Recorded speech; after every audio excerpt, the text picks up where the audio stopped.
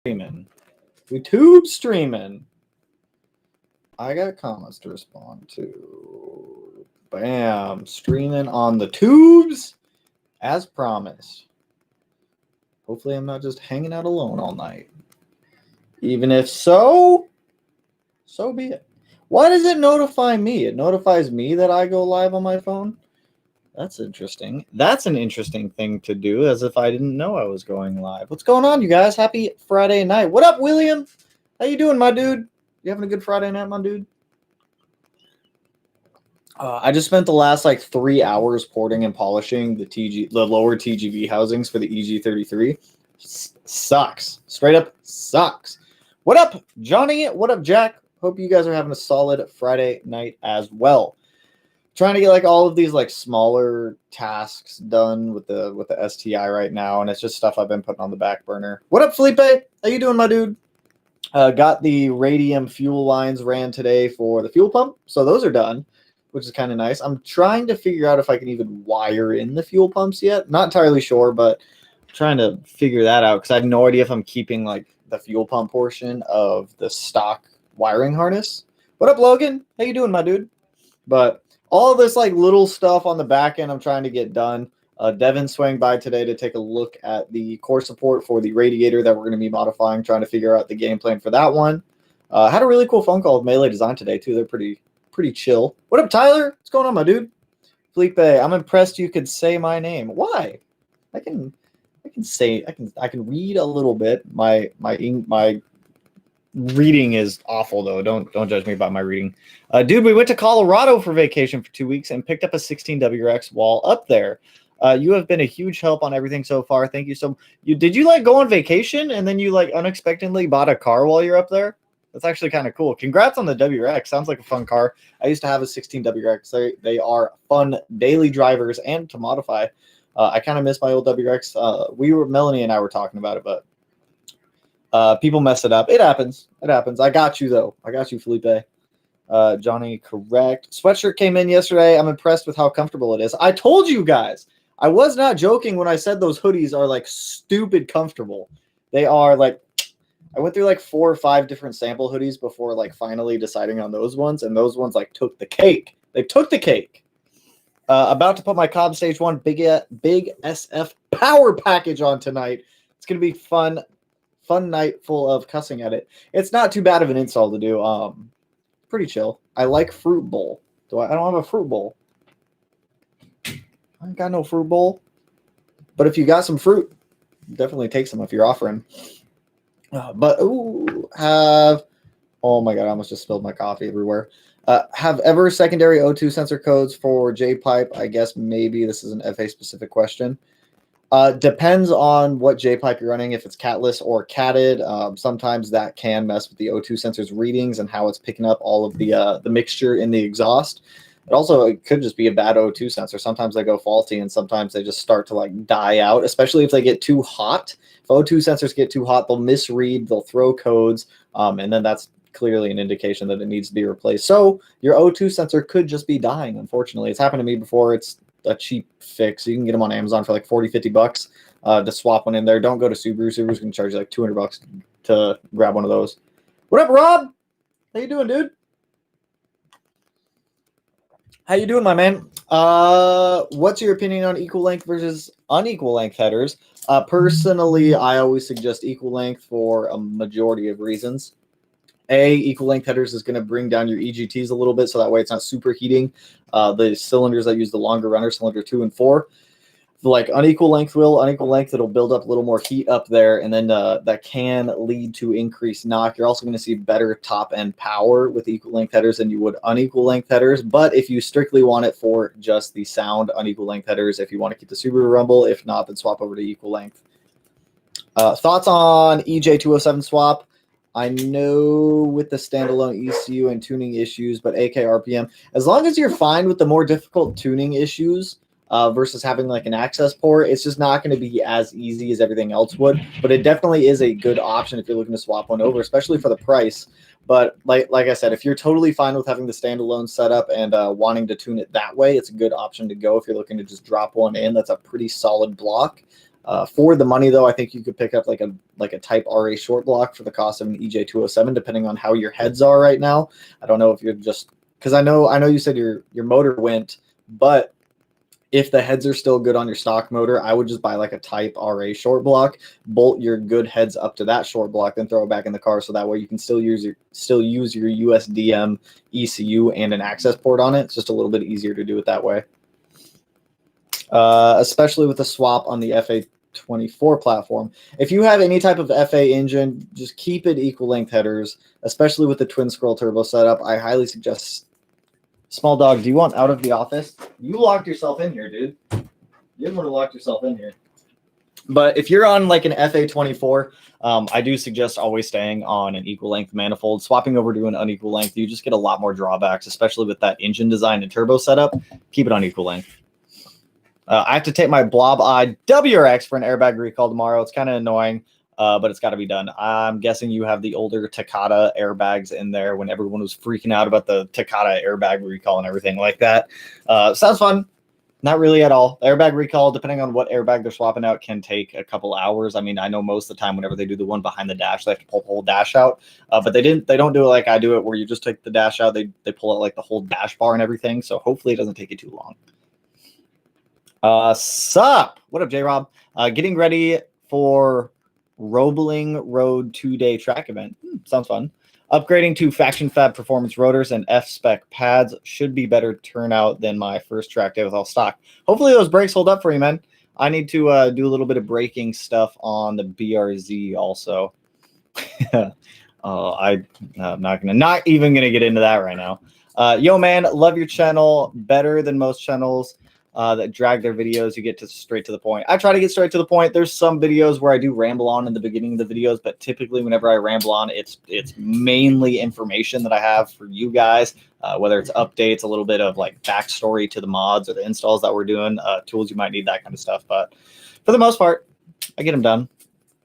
Did you find any decent Dremel sanding heads for the Dremel? I actually didn't end up going to Lowe's, Harbor Freight, or any of those. I ended up finding like a small little, it was like a steel wire attachment for the Dremel that let me finish porting the inside of the lower TGV housings. After that, I polished them up. The inside of those housings, they look brand new. That's just one of the things with having an older engine swap, like what I'm doing with an engine that was produced 25, 30 years ago, is that parts, a lot of people just don't make a lot of aftermarket parts for it. And when it comes down to it, sometimes you just got to modify them yourselves, which is a little bit more fun, a lot more time consuming, but it definitely saves some money too. The fuel rails and the side feed to top feed injector conversion should be here next week. All of the powder coating stuff. If you guys missed the live stream earlier, I bought an entire powder coating setup to be able to powder coat from the garage, so that way I don't have to send stuff out.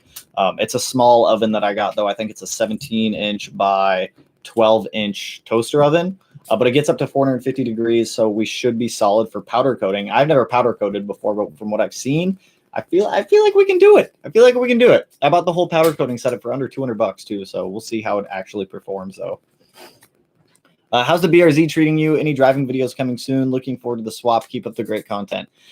There should be some driving videos coming up soon. I need to. I may have gotten a little too squirrely in the BRZ the other day. I will fully admit this. I have it on my dash cam video, and I've been contemplating uploading it to the channel, but I may have sent the BRZ into a curb on a little bit of a wet day.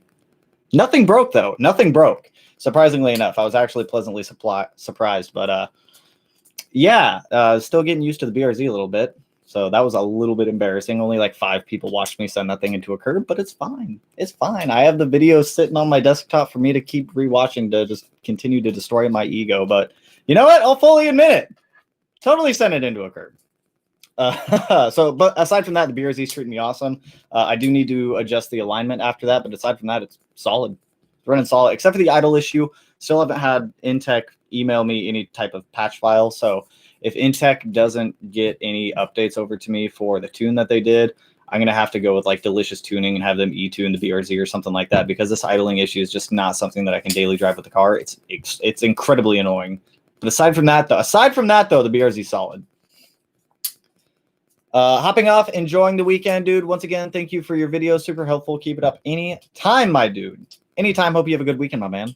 Best EJ205 crank. Logan, I don't quite understand your question because what are you asking for that one? Are you asking for like what crank you should put in the motor, or should you use the EJ205 crank?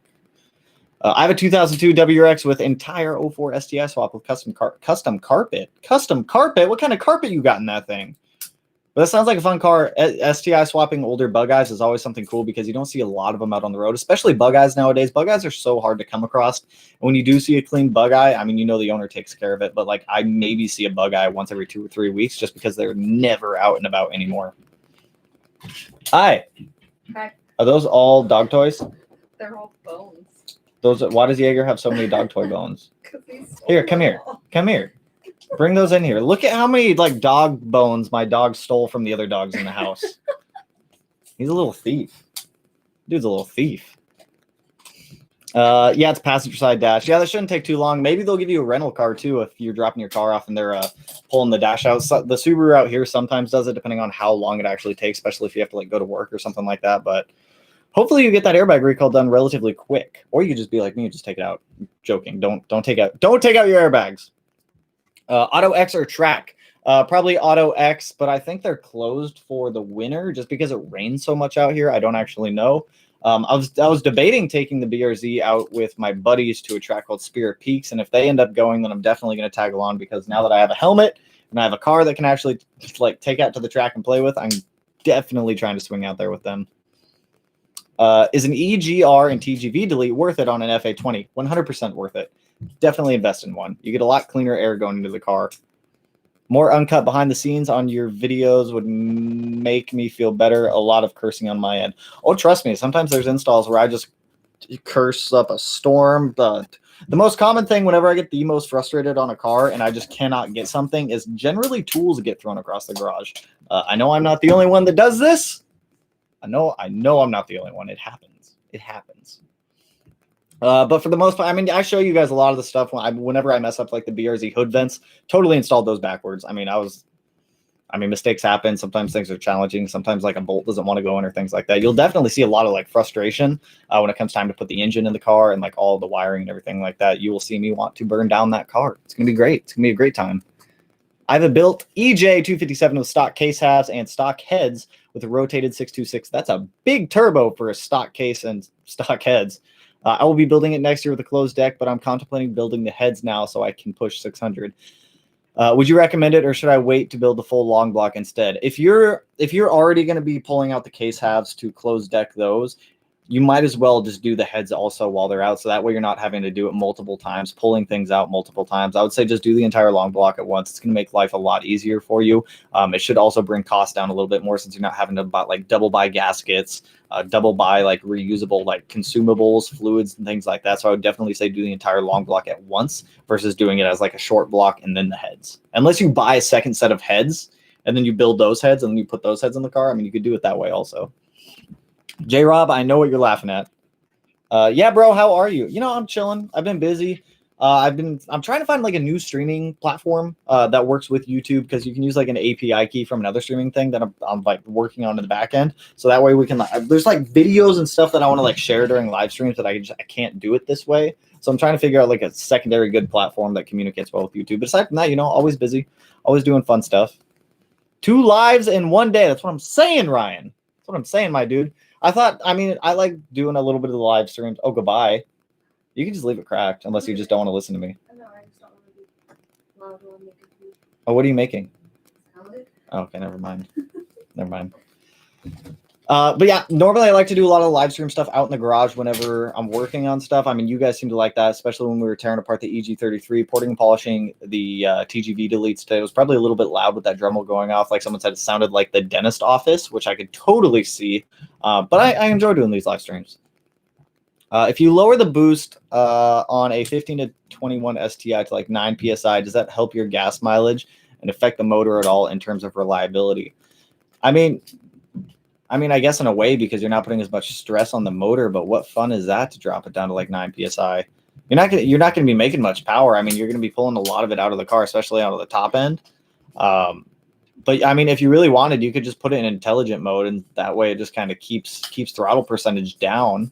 So that way you're not really demolishing your fuel economy. Or you can use the fuel economy map on an access port, and that will definitely help also. But I don't think you should get pro-tuned and have them lower the PSI. I would just say monitor how heavy your foot is, and then go from there. Because I mean, on my stock, when my STI was stock, I was getting some pretty good gas mileage on it. Just driving it normally whenever I was sitting in traffic, going to work or anything like that. Just put it in intelligent mode, and you should be fine.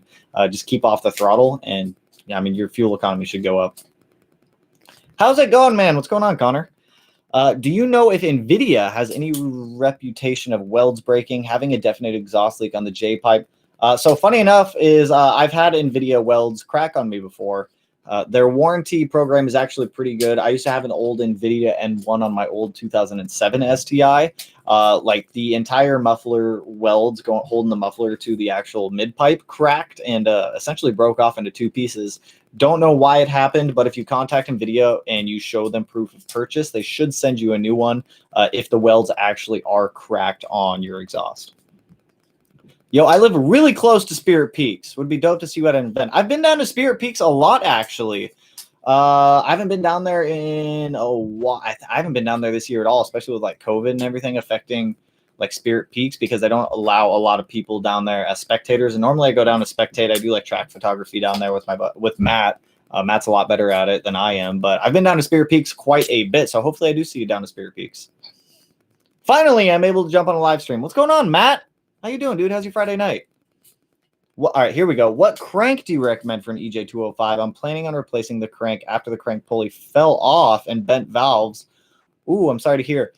If you wanted to, you could clean up the crank, have it repolished, have it nitrated, throw it back in the car. You could do an EJ257 crank, try to fit that one in the car, but then I'm not quite sure if that crank directly drops right in. The shop that you're working with, I would double check that one by them. I don't have a lot of experience with 205s. I haven't taken apart 205s ever, actually. I don't think I've ever really taken apart a 205. I had a 205 at one point, but I've never gone that in depth with it. If I were you, though, I would check by your shop or just do like a Nasioc search and see if an EJ257 crank will fit in an EJ205. With the displacement difference, I'm not entirely sure if it would, but that is something to check out. And if it does, that would be my suggestion. Snag like a STI crank. They come nitrated. They should be good to go. What's the word on the SRT4? Absolutely nothing. Matt is refinancing the house, so all of his money has been going into the house versus buying neon parts. But, you know, like I said, whenever he does order some neon parts and whenever there's more progress on the neon, I'll definitely keep you guys in the loop on it. Hey, what's going on, Joe? Hey. Do you happen to know how much boost a GDWX makes stock? I believe it's around 16 PSI. Joe Z reminds me of a Kid Rock song. Now I'm going to have to look that up after this because I don't even know. Just installed a Catback on my STI, and it feels like there is more pep. And it gets in a boost a little bit easier. Is that placebo because the STI? It is a little bit of a placebo. It's not going to be getting into boost any quicker. A Catback isn't really going to affect any of the performance gains of the car. If you did like a downpipe, though, that would definitely affect it. But just doing a Catback, that's not going to have really any real effect. But enjoy the placebo effect. I shouldn't have told you that because now I feel bad because now you're going to get into it and you're going to know it's just a placebo. I should just enjoy the car.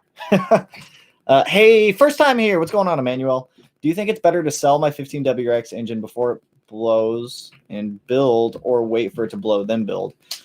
Depends on how much money you want to spend. If you want to reuse, so I mean, the biggest issue with waiting until it blows, if you wanted to build it, is if you're planning on replacing the short block, that's totally fine if the short block gets trashed. But sometimes when it does blow, it can damage the heads, and that's when things get expensive because then you're gonna have to buy new heads, and heads are pretty expensive to build. For anyone who doesn't know, like heads are, God, how much did I spend on just the heads on the EG33? I think the heads alone were like $4,000, about the same price as the short block, and the short block has a lot of custom parts on it. But building heads is a little bit more expensive. I would not risk salvaging and destroying the heads if you can avoid it. If you are totally fine buying a brand new case half or a brand new short block and then building the heads or using the OEM heads, I would definitely do that route rather than just waiting for it to blow up.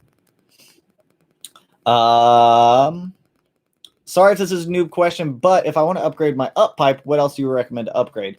I mean, if you're just swapping out your up pipe, there's not really anything else you have to swap out. If you are swapping out the up pipe, though, I would buy Grimspeed's external wastegate up pipe. Even if you don't plan on going external wastegate right now, they do sell a block-off plate for it. It'll definitely help because you'll already at least have the up pipe in there. So when the time comes that you do want to make more power, you can definitely just pull off that block-off plate, put the external wastegate on there, and already have one less part you're going to have to buy twice.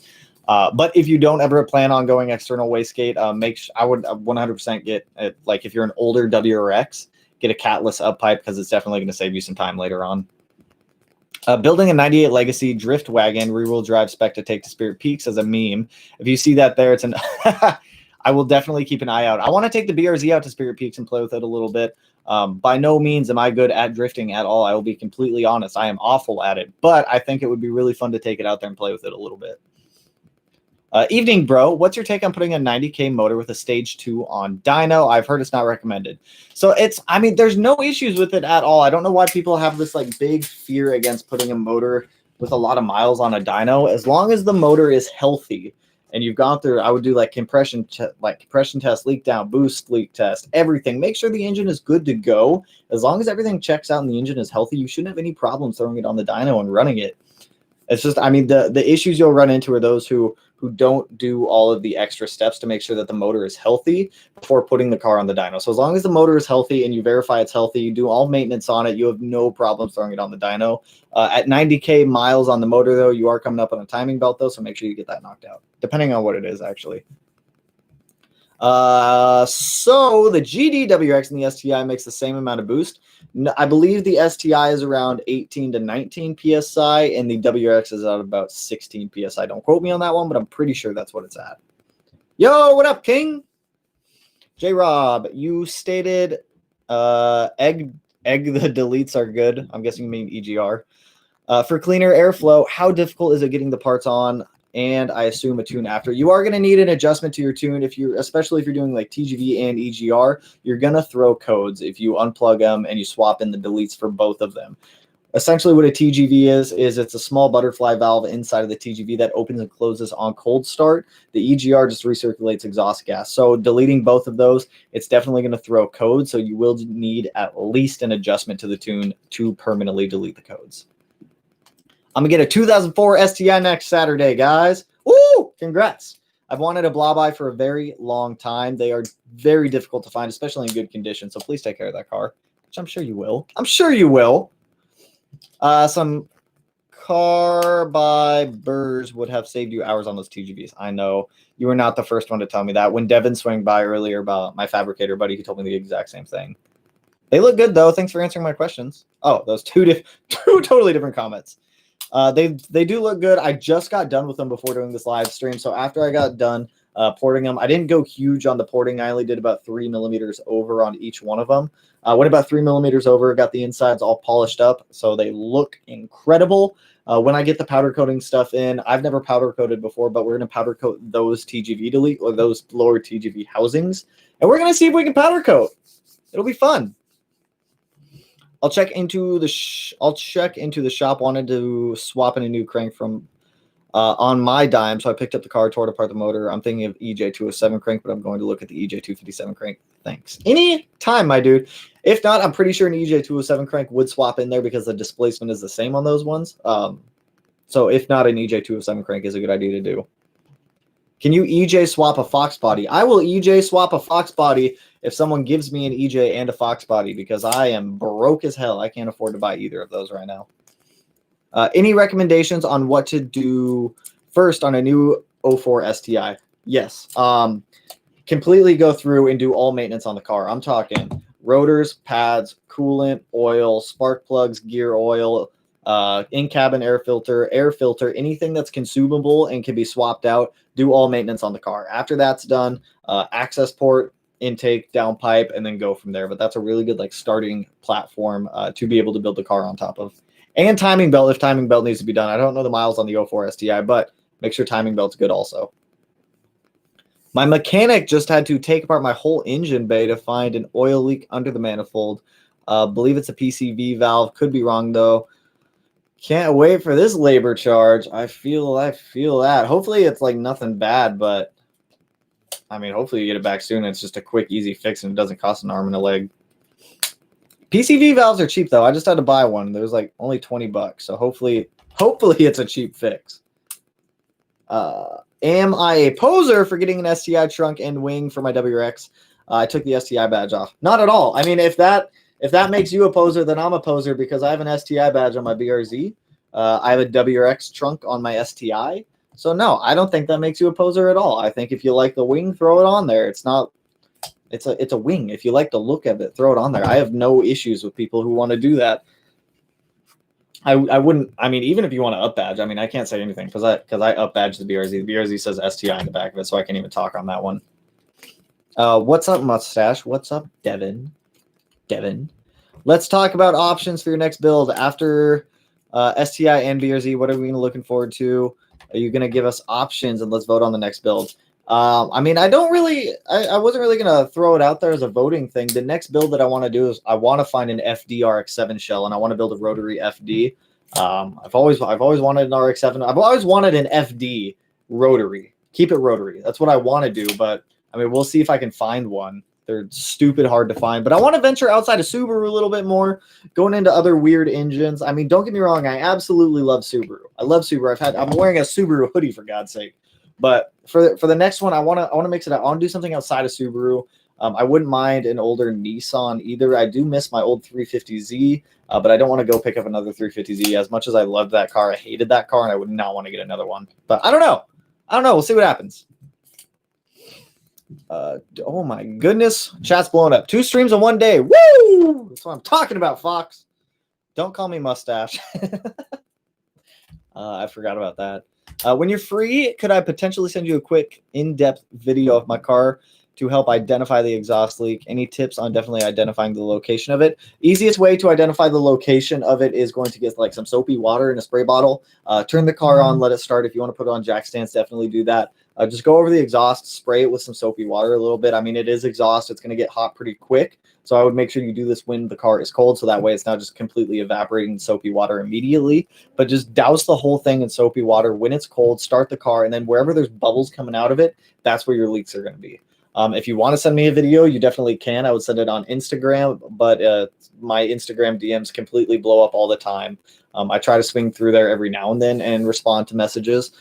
So no promises if you do send me one, but I will keep an eye out for it if you do send it over. How much would you say Jason's 50th anniversary STI is worth with all the custom and one-off kind of parts on it? Do you want my honest opinion? I mean, I like Jason. Jason's a really cool dude. I've installed some of those parts on that car. I have a video of installing parts on that car also, but I don't think that the car is worth anything over MSRP of book value. Modifications, I mean, trust me, I waste a lot of money on modifications. Modifications, I still firmly believe, do not increase value of the car. Whatever book value of a 50th anniversary STI is with whatever mileage he has on the car is what I think it's worth. Anything outside of that, modifications don't add value. I don't care if it's one-off. I don't care. Like, take my STI, for example. Me putting in a 6-cylinder in the car isn't going to change the value. It's going to decrease the value of the car, if anything. It's just modifications don't increase value. Has 45K. 45,000 miles or 45,000 kilometers. Either way, that's low mileage for an 04 STI. J-Rob gets it. Impractical Jokers. I wish I still had access to Impractical Jokers. I think they had it on Netflix for a while, but they stopped streaming it. I want to buy a WRX. Frost. I want to buy a WRX, but I hear Starlink is pretty bad. Any system I can replace it with? I don't think Starlink's bad at all. I have Starlink in my STI. We have Starlink in Melanie's Impreza. We have Starlink in Sam's Crosstrack. I have no problems with Starlink. I actually really like Starlink, but if you did want to replace it, an Android Auto head unit or an Apple CarPlay system is a pretty good way to go.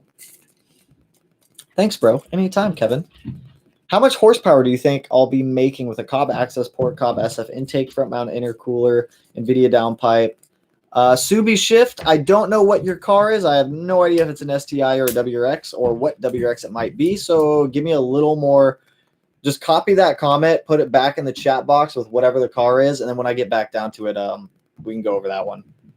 Best snacks for the road. The best snacks for road trips, what I always get at least, are those little P3 bites, those little protein bites. Don't know why, but they taste good. It's like cheese, salami, chicken, turkey, and like almonds.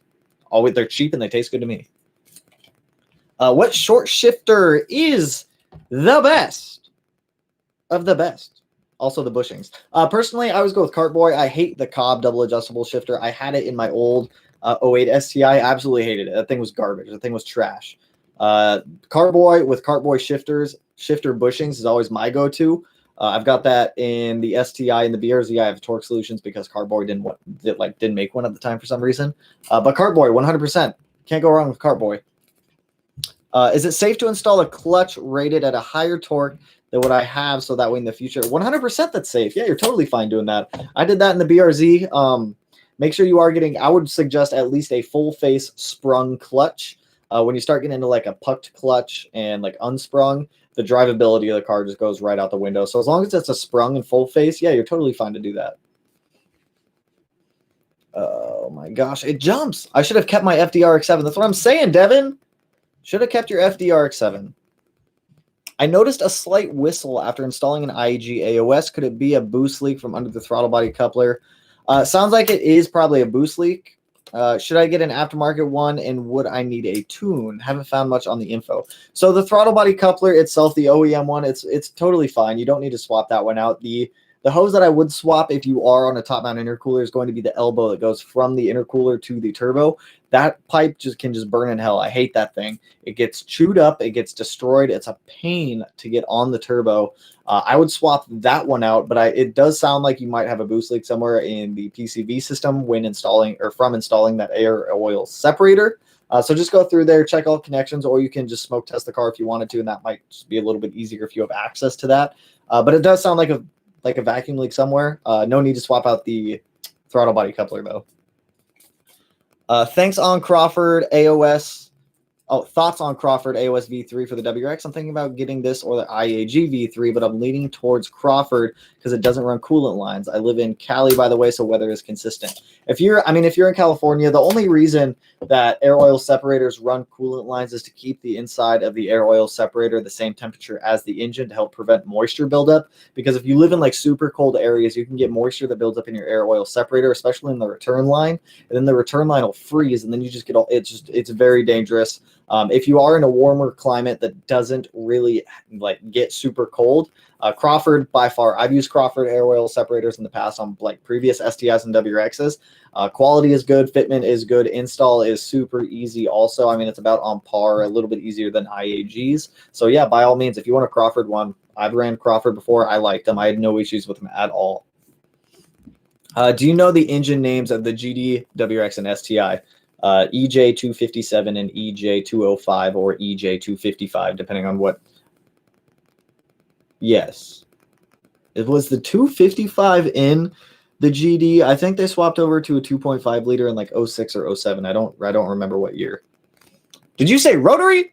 Dude, I've had two RX2s. Love them. Do you see another in my garage in the future? I want to play with rotaries. I like weird engines. I like flat engines. I like rotary engines. I want to play with them. When I was in the Army, I have a little bit of experience with rotary engines. The aircraft that I used to fly had a rotary engine in it. It was stupid loud. It sounded like a lawnmower because it was a one-cylinder or one rotor rotary. Shot oil absolutely everywhere, but it was gnarly. I have a little bit of experience with rotaries, but I think swapping over to a rotary later down the road would be a fun car to play with. Colin Farrell, that is who you remind me of. The Bullseye character. I'm going to have to look him up after this. Gonna have to look him up. What's this GD is everyone talking about? Not good at math. So the GD, WRX, and STI is 2002 to 2007 in the United States. It varies in other countries, but in the United States, it's 2002 to 2007. That's going to be your bug eyes, your blob eyes, and your hawk eyes. So that's GD. GR is 08 to 14. It's going to be your hatchbacks and sedans. And then VA is 2015 plus. They're just the chassis designators. EJ205 and 207 early models, and EJ255 and 257 WRX first as okay. Haha, I was close. I'm gonna go check it out. I don't know. Oh my goodness! As soon as I start reading, the chat explodes. I'm gonna go check it out. I don't trust it. It has much low miles and it's stock. I'm gonna go check it out. I don't trust. Depending on how much they're asking for the car, it might be a good deal. I would definitely look up. Did my phone just vibrate? Why are we vibrating? It didn't vibrate. I have a text message. Who texted me? Devin. Devin, you text me to ask me if I wanted to play Call of Duty, and you can see I'm on a live stream right now. I'm just ETS front mount intercooler or Grimspeed. Personally, I would get ETS over Grimspeed. I think the Grimspeed one is a little bit overpriced. ETS has really good quality, fitment, finish, and I mean, I've used ETS before. I'm going to be using an ETS core on the STI. So I would definitely suggest using ETS over Grimspeed. Personal preference, though. Devin, why are you texting me so much? My phone's going over there. You're literally in the chat texting me. Subi Shift to 320 horsepower. I don't even know what you mean by that one. Scoop, skip, potatoes. Scoop, skip, potatoes. Am I supposed to say this like 3 times fast? Scoop, skip, potatoes. Scoop, skip, potatoes. Scoop, skip, potatoes. That's hard. That's difficult. I heard that Starlink was pretty sluggish and laggy. Not sure if it's fixed. And I haven't had any like slow laggy issues with my Starlink before. I don't know if you guys have or haven't, but it's been pretty responsive and pretty functional for me. Do I know anything about a leaking stereo 2015 plus leaky rack and pinion? I've seen people have issues. Personally, I've never had an issue with it before. But there might be a TSB out for it depending on mileage. If you're within warranty will definitely cover that one though. Is it better than the short? Yeah, the OEM short shifter in the STI and the WRX, it's garbage in my opinion. Going from the OEM short shifter, my car came with the OEM short shifter, and swapping over to a Cartboy, you can definitely feel a difference. It's a night and day difference between them, in my opinion. I would definitely suggest the Cartboy over the OEM. I hated my OEM when I did have it. That was the first modification I did to the car. Hey, what camera are you using for live streams? This is a Marantz Professional AVS webcam with a Marantz Professional umpire mic. Is it? Oh my goodness. Jump down again. TGV deletes are just for increased power, correct? Are there any other benefits? No other benefits aside for better airflow. So the TGV delete sits right underneath the intake manifold. As air passes through the intake manifold through the TGV, you can get a lot of turbulence from the butterfly valve in the TGV. So just going to a TGV delete just smooths out airflow a lot more going into the engine as it approaches the valves. 2020 STI Cobb access port. Here we go. 2020 STI. All right, so we have a access port, SF intake, downpipe, ETS front mount, and E85. Should I throw some headers in there? It's always a good idea to throw some headers in there. If you're throwing some headers in there too, you might as well do like an external wastegate and an up pipe at that point. But with that setup on the stock turbo, I am going to guess you're going to make around 330 to 340 wheel horsepower, depending on the dyno that you're using. But should be a fun setup when you're done. I don't know if you're going like flex fuel or just straight E85 either. Anyone who owns a boosted car needs access to a boost leak tester. Completely agree. You can always make your own also. I'm trying to sell my Crawford just because it's ugly compared to IAG and Perrin. Perrin's air oil separator is ugly. I will fully admit that theirs is ugly. Personally, I don't mind the look of the Crawfords. I think it looks pretty good. A Miata with a rotary would be neat. It would be, depending on how this engine swap goes. I don't know if I want to do another engine swap right away or if I just want to build another car for funsies. So we'll see how this swap goes, and we'll kind of gauge if we want to do another swap after this one. How long were you in the military? What was your rank? You ever thought of an STI? Baja. So I was in the Army for a little over 4 years. I got out as a specialist because I did not want to spend any more time in Fort Polk, Louisiana. To be completely honest, when I was in the Army, the leadership was fairly toxic down there. The duty station was awful. So I got out in 2015. I was a UAS operator. I flew drones, one deployment over to southeastern Afghanistan. But it was fun. I mean, it was fun while I was in there. And as for an STI Baja would be fun. That actually would be a really fun car. Bajas are getting harder to find also, though. Maverick, what up, dude? Hey, bro. Sheesh. Can't keep up with all these videos. Def love to see your next project be an FD or an S chassis, 1314. S15s aren't legal here, unfortunately. Just bought an SR20 DET. Ooh, that sounds fun. I would love to get a 240. 240s are stupid expensive. Stupid expensive for chassis up here. People want like $3,000 to $4,000 for like a clean, straight shell. I mean, if I could ever get like an S13, I'd love an S13 hatch, but I can never find any clean ones. People either lost the titles to them, they might be stolen, they're beat to hell, something. But if I could ever find like a clean S13 hatch, I would love to get one. Have you seen new Gymkhana Subaru yet? I passed the semi truck. I was on. Oh, no way. That's kind of cool that you passed it. I have seen the new Subaru America Gymkhana STI. They claimed it's the craziest STI ever built. I don't fully agree with that. Definitely a cool car. It is definitely a cool car, but I will have to disagree with Subaru with them saying that it is the craziest STI ever built. But, I mean, it's super awesome. Does a lot of cool stuff. Does a lot of cool things. I was watching your port and polish stream from earlier, and you mentioned you'd make another one later and came back to check. And hello, here you are. Here I am. I told you guys I was going to do another live stream tonight. I couldn't really focus on comments when I was in there cleaning out the lower TGV housings. I was like trying to focus super hard on getting most of it knocked out. But it's always cool to like do a live stream showing you guys some of the behind the scenes stuff that I don't necessarily film. Like just cleaning up like lower TGV housings. I think I have like 4 hours into those lower TGV housings, cleaning them up, porting and polishing them, cleaning off mating surfaces. Like they were gross. They were nasty. It seriously looked like someone dipped both of those lower housings into a bucket of oil and then just dragged them through the mud. So, I mean, it's just 25 years of gunk built up on them, but they're totally clean now, ready to be powder coated when that stuff comes in. I'd like to be able to get access to a media blaster or buy a tabletop media blaster, but I don't have the funds right now. The Mod Garage has one up there, so I don't know if Brian got any media for it or not. I mean, I'd totally buy media to go up there and use theirs, but we'll see. And if I do, I will definitely record that one. Exploding, bro, you the man. That's what's up. Thanks for your content. I'm new to the Subi scene, but your videos help a lot. Anytime, my man, and welcome to the world of Subaru. It is a dangerous, dangerous rabbit hole to go down. Yo, brother, hope you're well. What's going on, DJ? Hope you're doing well, my man. What's up? What's up, Dorian? Dude, the scoops skip potatoes had me rolling. I still don't get it. Is this like secret lingo for something? Okay, I see. Haha, no, scoop skip potatoes is a bit in Impractical Jokesters that had me rolling for an hour. I need to go look at that one. I've seen so many Impractical Joker episodes, but it hasn't been for a couple of years because I don't think I've had cable in a very long time. But I'm definitely gonna check that one out now. Scoop ski patato skips. Dude, I'm gonna like blow up my mind trying to read those quick. How often should I wax my carbon fiber spoiler in order to prevent it from burning out? You should clear coat it.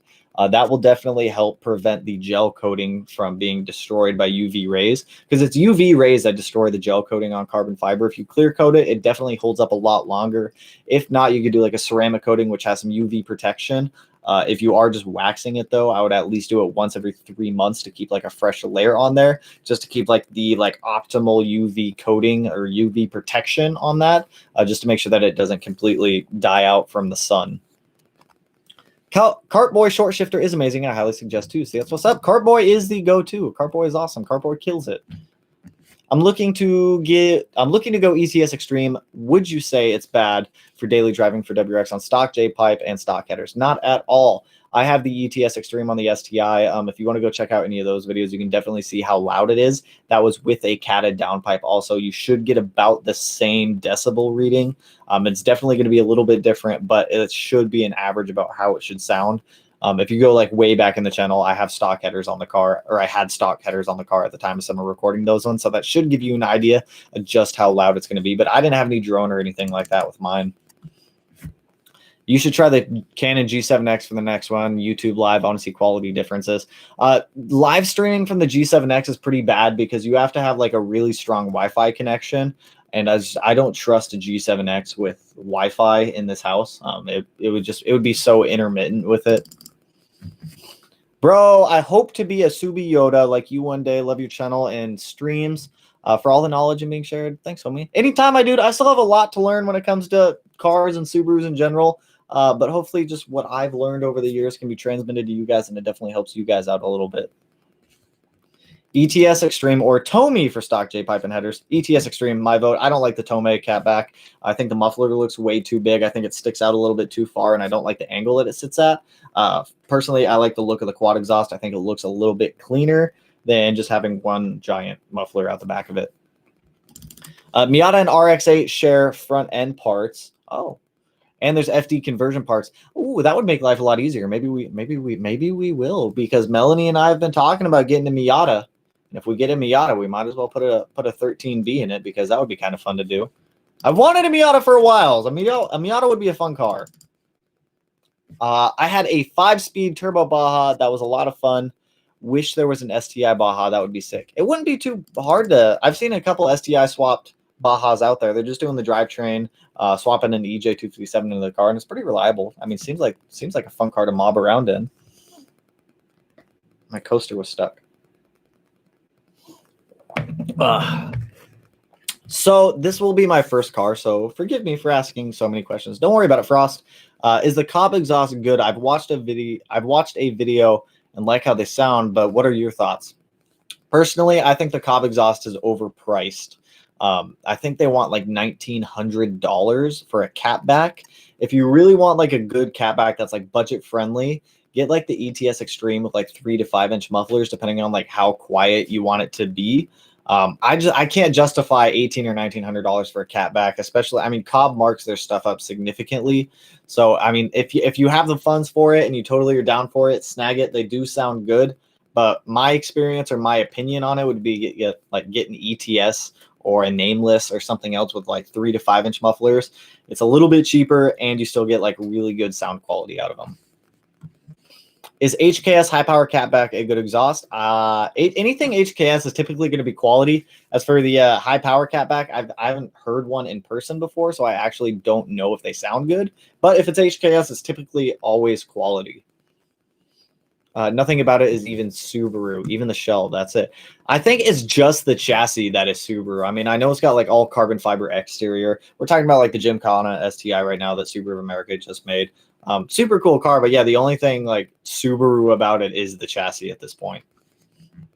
And does anyone else think like whenever they put headlight stickers on these Gymkhana cars, does anyone else think the headlight stickers look just absolutely stupid and they just don't blend in or they don't look right at all? They just look dumb. Dumb. Just take off the sticker. No one need it. I was a fister in the 10th Mountain. Oh, no shit. I was 10th Mountain. I was 4th Division. I was 10th Mountain 4th Division before 4th Division got disbanded. I owned a 93 S13 hatch before my current 08 STI project. All stock other than suspension. And it was fun as hell to throw out on the back roads. See, that's what I'm saying. I love an S13 hatch. They're just incredibly hard to find. Do you recommend using a 94? Do you recommend using 94 in a stock WRX without tune, bone stock, or just 91? Much love from Canada. I would definitely use 94 over 91. I think Subaru suggests using 93 gas anyways, so I would rather go up 1 octane rating than down 3 octane rating or 2 octane rating. So I would definitely use the 94 over the 91 in that case. I'm going stage 2 plus on a 2020 WRX, no flex fuel. Should I replace the pitch stop? 2020 WRX, you don't have to. They fixed the issue with the pitch stop welds cracking and breaking on the newer WRXs. I think it's like 15 to late model 17. They had a TSB for the pitch stop welds cracking on WRXs. If you have a 2020, you should be totally fine. But I do always suggest getting a pitch stop. It actually does make a difference in throttle response. So if you want to buy one, totally get one. They're all pretty much, they all do the same thing. They're all pretty much the same price. They're all around $100 or so. But definitely suggest snagging a pitch stop. You will notice a small difference there. Subaru wanted $800 for a 30K service. Don't do it. I mean, personal opinion, if you have the means to do all of your own service, do it yourself. I think 30K service is just front and rear diff fluid, in-cabin air filter, intake filter, and an oil change. I think that's all it is, and they want $800 for that. I wouldn't be able to justify that. Anything good is dangerous, bro. No risk, no reward. That's what I'm saying. That's what I mean. That's typically what I do, but we'll see how this current swap goes first. I'm guessing being a fister in the armed forces isn't what I'm thinking. I'm gonna let your mind wander on that one. Maybe it is. Maybe it isn't. Yo, brother, can you give us a little info on the black Mazda oil filter for the 2017 STI? Mine is Flex. Also, it takes Nulon 15W40 premium mineral. Interesting. So I've used the black Mazda filters before. They are definitely a lot better than the OEM Subaru ones. OEM Subaru filters are Fram filters. They're not the best. They're kind of cardboard papery inside of the housing.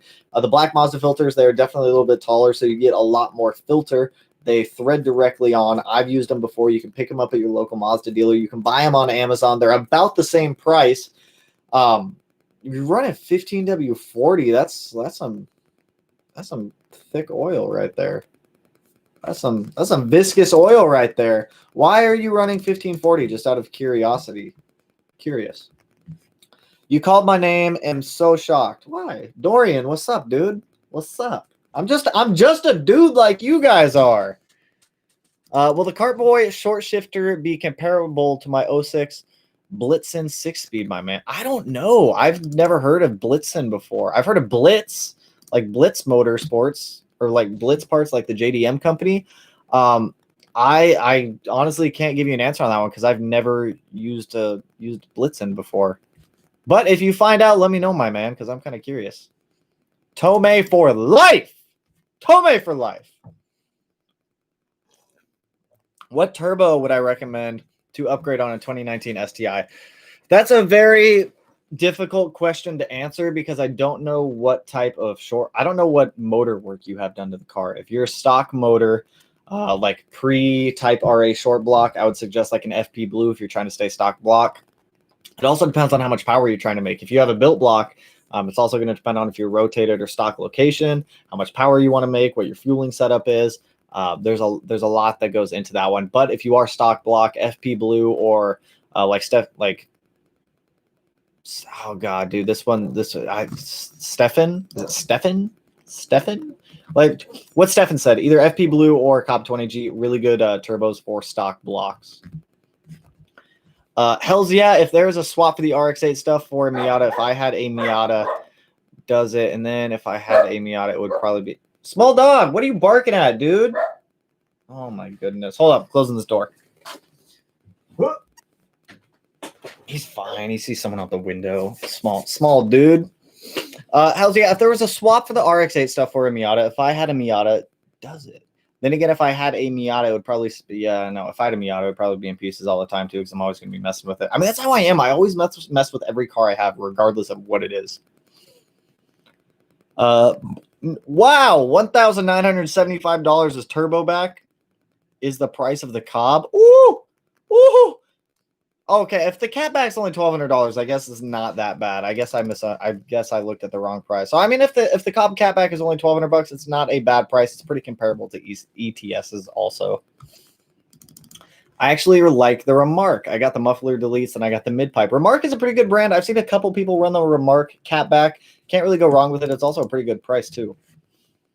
The ones I've pulled up are 1.2K. Okay, yeah. So if it is about $1,200, then 100% the Cobb is a good way to go on that one. The Cobb is the titanium Catback the one that I'm thinking of that's like stupid expensive? Do they have a stainless steel version and a titanium version? I don't remember. Devin, I don't know why your comment was being hidden. The Gymkhana Subaru sounds like dog poo. It's cool, but I don't know what they did to that motor. I'm not a huge fan of the hood exit exhaust on it, but personal preference. Headlight stickers are friggin' stupid. See, I'm glad I'm not the only one who thinks that. The headlight stickers do look dumb. They don't conform to the body line very well. They don't give the headlights any depth, and you can definitely it's not supposed to resemble a headlight. It's just come on. Because he goes wild with the builds, it seems like they just build another basic car compared to Ken Block's cars. Ken's are awesome driver and true car enthusiast, taking cars nobody would think to build and build them all the way they are built. Agreed. I actually fully agree with that. Like Ken Block's Mustang, that thing is nuts. That thing is like, that is Ken Block's car. That thing is cool. I think if Travis Pastrana really wanted to do like a crazy off the wall car, it wouldn't, I don't know. I mean, that STI it's really out there. It's way overbuilt, but I mean, mix it up a little bit, like change it up, like do something that other people haven't done before and build that. Like if you did an old like 2.5 RS with like a crazy engine build, that would be so much better. So much better. 30K is spark plug, also 60K is spark plug on NA Subaru motors. I thought spark plugs were 60K from Subaru. Even so, I mean, even with spark plugs in there, $800 is way too much in my opinion. I run 40 in my car. It's like maple syrup and blue for some reason. That's weird. Why is your oil blue? What oil exactly is it? Blitz is good. 18G turbo. Blitz is good. See, there we go. Blitz is good. I was real, joking tone. 10th Mountain, Fort Drum, New York. Ah, ha, ha. Yeah, I heard it's like super cold up there. Whenever 10th Mountain would come down from New York down to Fort Polk, we'd always have to support them. I have no idea why we were 10th Mountain in Louisiana when the rest of 10th Mountain was all up in New York. It was really weird. Really weird. Yes, that's how you say. Okay, just making sure, my man. Just making sure. Is equal length header worth it? 100% it's worth it. I touched on this earlier, but you can get lower EGTs because you don't have as long of runners. Cooking some of the cylinders, you get better top end power. You get more efficient like exhaust flow. Definitely. Equal length headers are worth it. Plus, I mean, I prefer the sound of equal length headers over unequal length headers. It's just a little bit smoother, in my opinion. Sounds a little bit cleaner. You are like 1 in 15 people say it right. I've been killing it with names tonight. This is perfect. Normally I butcher names. I've been killing it. Watch, I'm going to butcher like one of the next couple names unintentionally. Bro, you want to see some insane exhaust? Yeah, sure, show me what you got. Talking about stupid expensive. I'm always interested in stupid expensive exhaust, even if I don't buy it. I'm trying to run carb legal parts, but most of the parts that are carb legal are for either WRX models 2015 or 2016. Do you have any suggestions on what I should do? What parts are you trying to install that are carb legal? I know like California is one of like the stupidest states for like emissions control. Depending on, I mean, there's not a lot you can do if you're in California, unfortunately, because they're so strict. Depends on the car or depends on the mods you're trying to do, to be honest. Let me know what just like copy this comment, post it down there. Let me know what mods you're trying to do and we can talk about them a little bit. Let's get some thumbs up in here. That's what I'm talking about. Let's get some thumbs up in here. Let's keep it going. Where did I? Small dog, big trouble. Small cob, big tune, big performance increase. Small dog, big trouble. Small dog is always big trouble. The dude always tries to start trouble. Small cob tune, big performance increase. I like that though. Blitzstein is a collaboration between Subaru and Porsche. Limited models is like STI for the Impreza or more to the point of 22B for Legacies. Blitz exhaust wheels. Oh, I'm going to have to look that up after that. I'm going to have to look a little more into that. I had no idea that was a thing. I'm kind of curious now. You've piqued my interest, Maverick. You've piqued my interest, my man. That's what the engine builder recommended. It's MSR, Michael South Engineering, Sydney, Australia. I'm curious on that one. I'm going to have to do some research. I have some homework to do after this. Do you have the up pipe for the EZ30 already? I haven't. It's an EG33, and no, I do not. We still have to fabricate all of the exhaust work. We can't do that till we get the motor back. We can't do that until I get the turbo, intercooler, and intake manifold done. So the intake manifold needs to be converted from a dual throttle body to a single throttle body. We can't fabricate anything though till I get those parts ordered. It's not going to be a while till we start fabrication. The turbo is around $2,500. The intercooler core is around $1,000. The throttle body setup's probably going to be around another $1,000. So when I can save up around $4,500 or so, that's when we're going to end up starting. Actually, probably more than that. I'm going to have to save up more because I'm going to have to pay fabrication costs. It's going to be a while. But when we get there, we'll get there.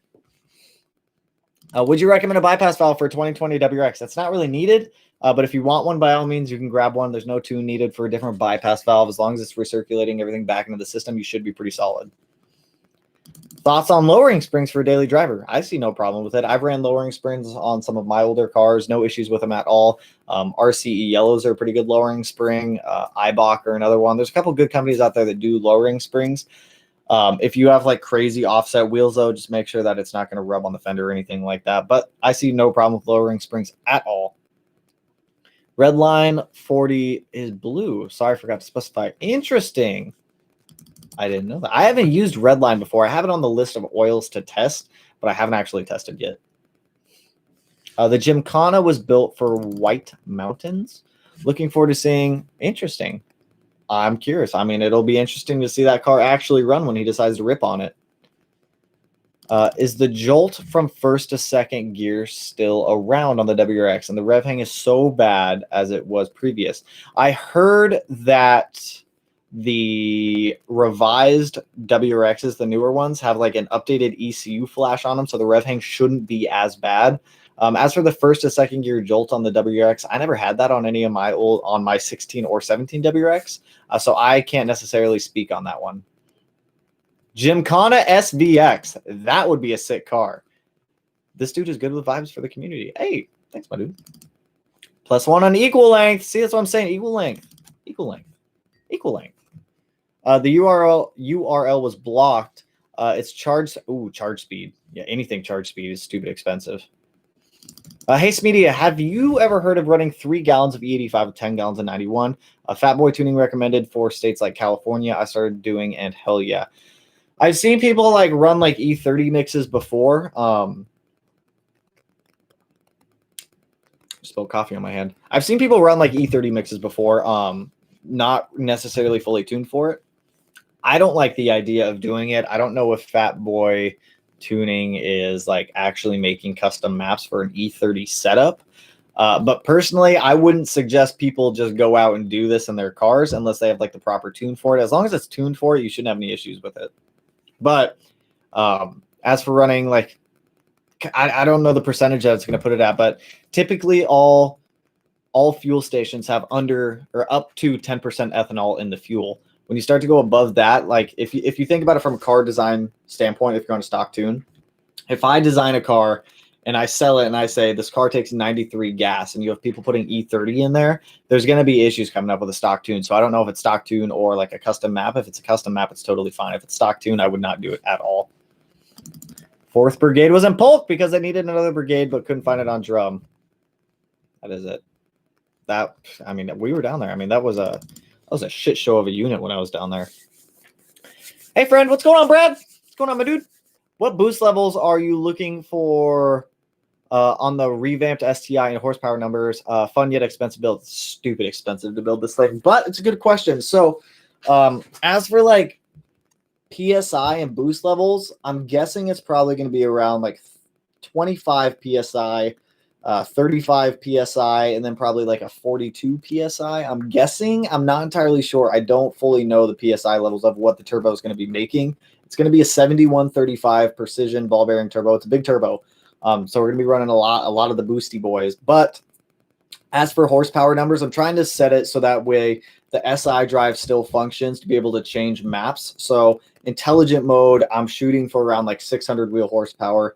Sport mode would probably be around like 750, 800-ish, somewhere in that range. And then Sport Sharp would be full send, which would be the goal for the car, somewhere between 1,000 and 1,200 horsepower. So that's going to be the full send map, which I don't know how often I'd actually use that map. I think I'd probably always keep the car in intelligent mode around the 600 wheel horsepower mark, unless someone's like trying to screw with me on the freeway or something like that. But that's kind of the plan for it.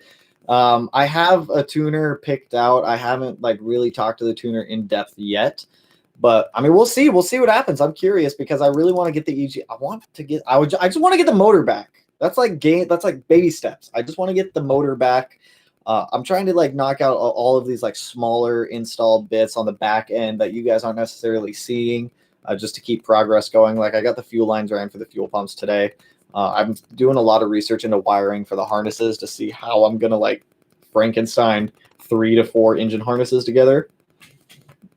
So, we'll definitely see how it goes. CS Gray, yo, how can I send you a link? Instagram is going to be the best way. Instagram is @Smeedia_. It's going to be the best way. Can you call my name again? Don't mind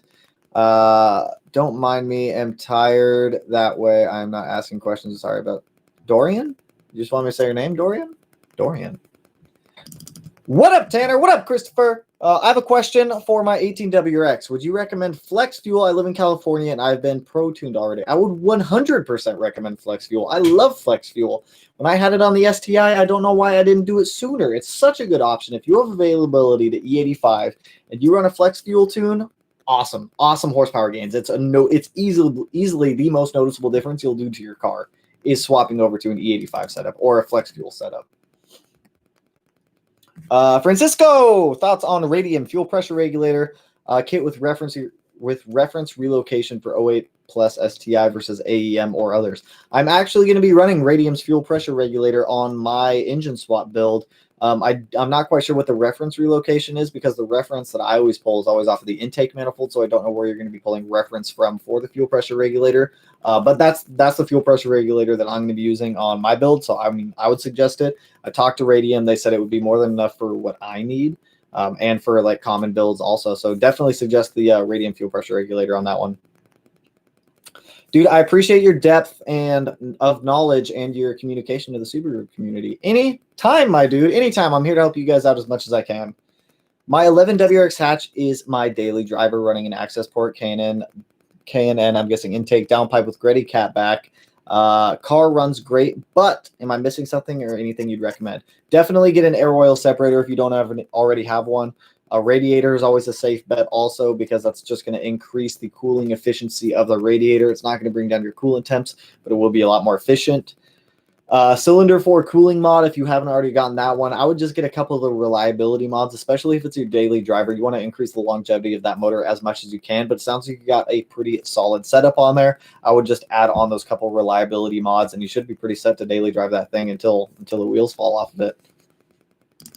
I have a 2020 WRX. Rev hang is there. Jolt is there. Ooh, sorry to hear. I guess it is still there, unfortunately. But I heard a tune helps. A tune will completely get rid of the rev hang from what I've heard. I live in Cali, and I know Mishimoto sends carb legal markers for their parts. Pipes must have cats. I figured pipes must have cats, but good to know that Mishimoto does send some carb legal parts. Good to know. Smash the like, brother. Smash it. If I could like it on my end, I would like it too, but I can't. I know I give trouble. It's all good, dude. It's all good. Good content, dude. Keep up the great work. Just wondering, what was my first Subaru? My very first Subaru. You guys would actually never guess what it is, and I don't think I'm gonna go on a limb here and say 3/4 of people have never seen one either. But my first Subaru, I was in high school. It was a 1988 Subaru XT6 Coupe. It was a weird spaceship looking it was just weird. It was spaceship looking. That was my first car and my first Subaru, and that's what kind of got me hooked on Subarus. I mean, when I was in high school, obviously I wanted a WRX or an STI, but I obviously couldn't afford one at the time. So we went out, we picked up a 1988 Subaru XT.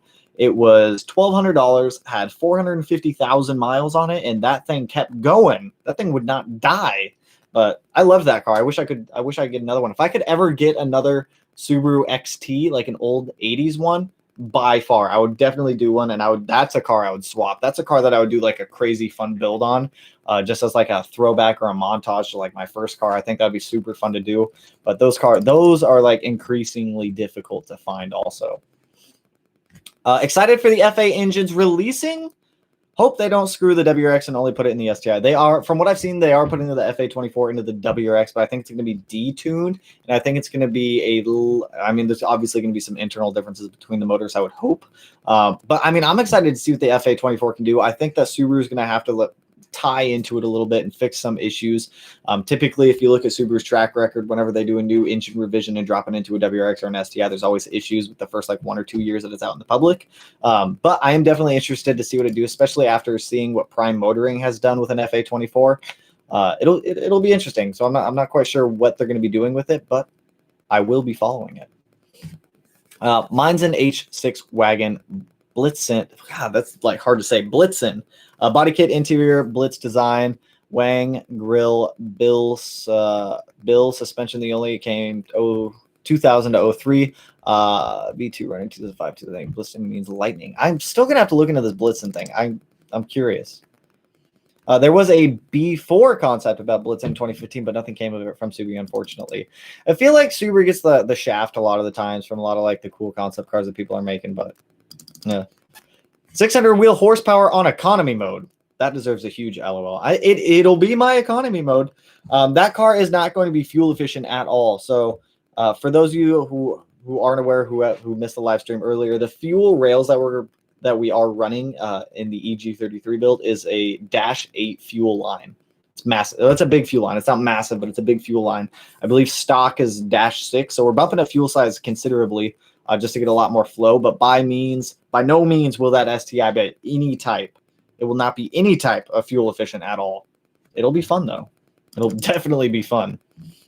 Positive and negatives between ball bearing and journal bearing, deciding for 2016 WRX getting the engine built this winter. I have no problem with journal bearing turbos. I have a journal bearing turbo in the BRZ. Journal bearing turbos like benefits, they're going to be cheaper. They still flow very well for a turbo, depending on the turbo size you get. Typically, people go to a ball bearing turbo because it requires less oil. Typically, you have like an oil filter or an oil like reducer for the amount of oil that's going into the turbo, but they're a lot more efficient. They're a lot more expensive because you have bearing cartridges inside of the CHRA rather than just being a journal bearing where it's just drinking a ton of oil and then just passing it out the other side. But I have no preference for one over the other. If my budget only allows me to get a journal bearing turbo, I'm totally fine with a journal bearing. If you have the extra funds and you want to get a ball bearing, just keep in mind it's going to be a lot more efficient. I believe they spool up a little bit quicker as well. Don't quote me on that one, but I believe they do. Dope, then I know what my purchase is. Awesome. DM'd you that URL on Insta. I will check that out after this. Every time. Only 200 were made in the Gen 5 Legacy platform. Bumpers have ducting and extractors, bigger exhaust, flared still. I'm so curious. All right, Maverick, you've like fully piqued my interest on this Blitzen setup. I will definitely check it out. I have no paper or pen right here, but I'm curious on it after this. Hi, Raphael. Raphael. I'm not going for a big power gains, but the parts I was thinking about was the AEM cold air intake, Mishimoto top mount air cooler, ETS catback, but I think I should just swap OEM parts when it's time for smog. I don't know how strict they are in California when it comes to that stuff, but I mean, it just seems so annoying to have to install all these parts and then go back for smog and take them all off, put the stock parts back on, swap tunes and all this other stuff. Can't you just like pay someone off in California to like write you off for smog and you'd be good and you can do whatever you want to your car? Or if you have anyone, just register your car outside of California. Then it's like free game. If you can get registered in Washington, we have no emissions. You can do whatever you want. It's free reign on whatever you want to do. What kind of coilovers would y'all recommend that won't lower the ride height? I'm in New York City, so I need something that won't destroy the car. So, I mean, the benefit with coilovers is that you don't have to set them super low. You can set them to whatever height you want within the adjustability range. So, I mean, any coilovers are going to be able to do that. My suggestion is always going to be Fortunato, Cygnus Performance. If you're on a little bit of a budget, BC Racing. But you don't have to slam the car to the ground if you're on coilovers. You can definitely raise it up a little bit, too. You can always go higher than stock height if you wanted. I'm thinking about buying a new WRX, but my dad keeps saying all Subarus are junk. What would you say to him? Show him all the videos of us making power with the STI. Subarus are not junk. As long as the cars are well taken care of, they're maintained, you follow service like intervals. Like I've only ever blown up one Subaru out of this 18 I've had, and it was 100% my own fault. But outside of that, I mean, they're reliable cars. As long as you take care of them, they get this like huge misrepresentation for being unreliable cars that always blow up. Like the grand scheme of things, yes, some engines just do decide to go. You always have defects with some motors that are going to cause some motors to blow up versus some other ones that are going to be like surviving long term. But for the most part, like 95% of all like EJs, FAs, all these flat engines, they are very reliable motors. There's a reason Subaru keeps using them. It's not like they know these motors are trash and they just keep putting them in cars just to make money and sell cars. As long as they're taken care of, as long as they're well maintained, they'll last you forever. I mean, I've seen people making 500,000-600,000 miles on stock block EJ 257s. It's been done. Just as long as the cars are well maintained, you shouldn't have any issues. XT6 looks like an AWMR2. I agree. So when I had my old XT, I always thought the old XTs looked like old Honda Preludes. I think it was just fully the pop-up headlights, but I totally miss pop-up headlights too. I have a shout out video on my channel. My 2017 is in the background. I'll have to check it out, my dude. I will have to check it out. Wow, this is a really cool car. Thanks for sharing the story. Anytime, man. XTs, they're really weird cars. I loved my old XT. Love the coupe here. That was called an RX coupe sick car. I had a 1.8T 1988 5-speed MT, 3 settings, airbag from factory, 4-wheel drive. It was weird too. On the older XTs, there was a button on the shifter. I think it was, if I remember right, it was on the shifter, but it would engage all-wheel drive or 4-wheel drive at the time versus front-wheel drive. it was really weird cars, really like weird futuristic style. And then like shortly after that, they went to like the SVX and they had like the weird half windows and everything else. Feeling a bit down here. I have to put my car in storage this week because winter is coming. I don't drive my car in snow here. I don't blame you at all, especially with like salt on the road. Salt on the roads will just wreck. It'll just wreck most cars. I'm counting on you to keep me motivated throughout the winter. No pressure, though. Dude, we got so much stuff coming. Don't worry. I'll keep everyone motivated. I got you guys. I'm 16 and looking at getting a WRX or an STI. What chassis would you say is good to learn on? I would say if you're 16, I would say look for early model WRXs, probably around like 02 to 07, somewhere in that range. You can pick them up a lot cheaper nowadays, too. They're really easy to work on. They're good beginner car too because they're not like stupid expensive. You're just fine making mistakes on an older chassis because parts are pretty much readily available whenever you need them. Plus, you can always Lego out parts from like newer models onto older models. So I would say somewhere between like 02 and 07, depending on what body style you like. If it's like a Bug Eye, a Blob Eye, or Hawkeye, but a good GD chassis is like awesome to learn on. Did you unmarry your access port? Are you asking me? My access port has been unmarried and sold for a while.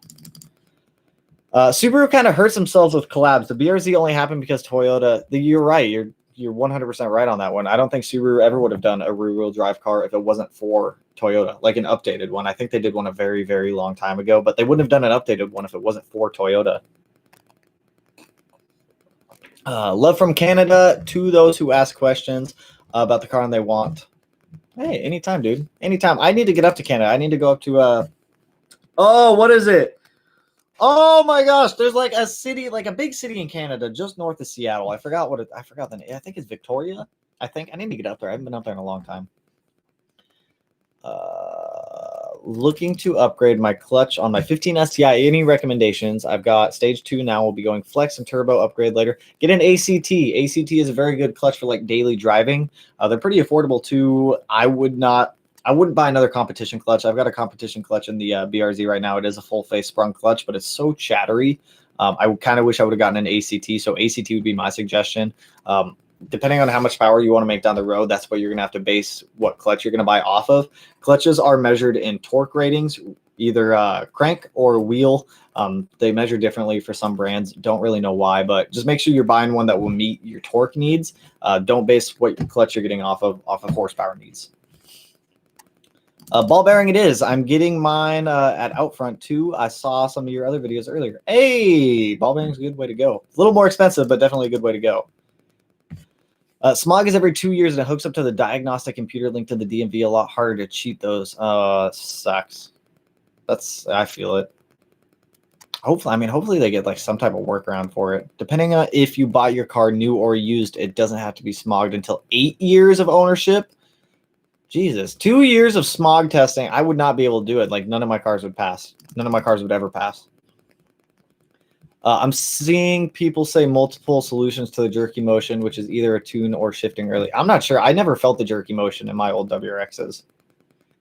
BRZ with an EG33. Thoughts? Would it fit? Would the trans handle it? The trans would probably handle it naturally aspirated. There's a company in Japan.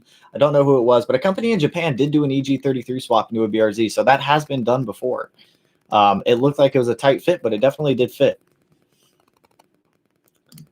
Seems like you should do another subscriber car review. That's what I'm trying to do with this new live streaming platform that I'm trying to find. So I want to do the subscriber car reviews live with you guys. I think it'd be a lot more fun to do them live than Matt and I going out there to just sit in the garage and record them. So as soon as I can get this like new live streaming platform like working, we will definitely do it. And you guys might see a couple like random live streams throughout the weekend as I try some of these platforms out. But if we find a solid platform that lets me screen share with you guys, that's definitely something that I want to be able to do, is be able to do those subscriber car reviews again. Just be able to do them live stream versus recording them and doing them that way. What do I think of the MA Performance Stage 2 off-the-shelf tune for 2020 STI? I say I would not get it unless you're running only MA Performance parts. Cobb Stage 2 tune, OTS is going to be the exact same as MAP, essentially. They're both OTS tunes generalized for the public use for like all STIs that buy and use the tune. So unless you're running like straight MA Performance parts, there's really no need to get it. Hey, I just hit 30K mile mark on my 17WX, and I plan on doing the tune-up myself. Are Motul fluids really that much better than OEM or than other competitors? For me, yes. I mean, I love Motul products. I run Motul in my gearbox, in my transmission.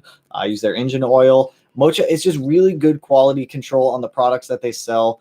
It's got a really good lifespan. All of the Motul testing that I've done with Blackstone Labs has always come back like extremely positive also. So, I mean, I've tested other competitors out there, and there are other really good competitors out on the market for like fluids. But personally, I do think Motul is a really good one. Plus, if you look at it, Motul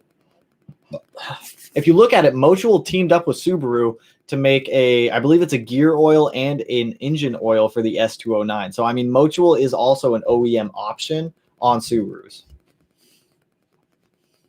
Vancouver, that's what it was. Thank you, not Victoria. Forgot you going to standalone. We are going yeah. Oh yeah, we're going standalone on the STI. It's Vancouver. Thank you. I was having like a huge brain fart on that one.